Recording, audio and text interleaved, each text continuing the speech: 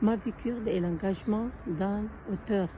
Comment l'auteur franco-kurde Noureddin Zaza, à partir de son livre autobiographie Ma vie kurde, écrit en français, a su incarner l'oppression d'un peuple sans État. Dans un premier temps, on va traiter l'engagement de Dr Noureddin Zaza, l'écrivain franco-kurde.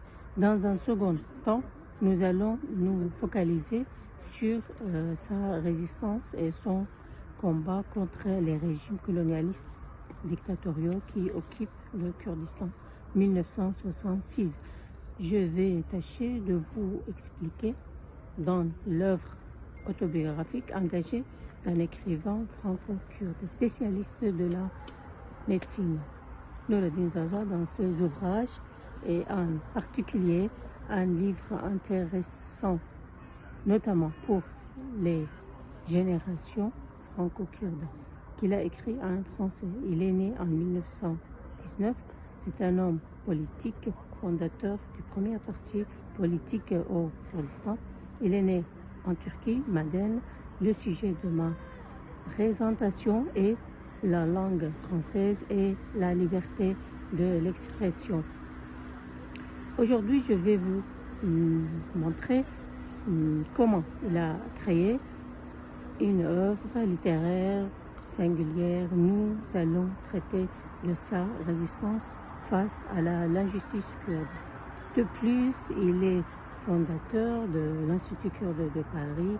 Il est influencé par les intellectuels kurdes et français comme le grand poète kurde Jagarpina.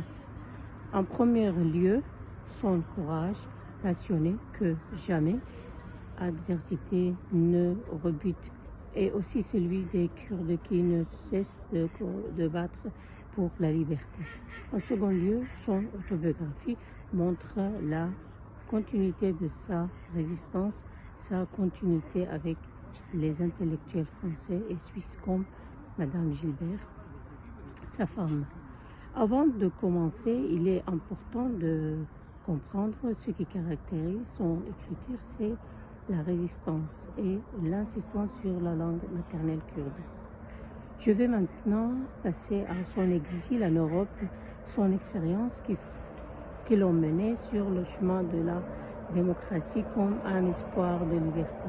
Parmi les intellectuels kurdes qui ont respiré la démocratie et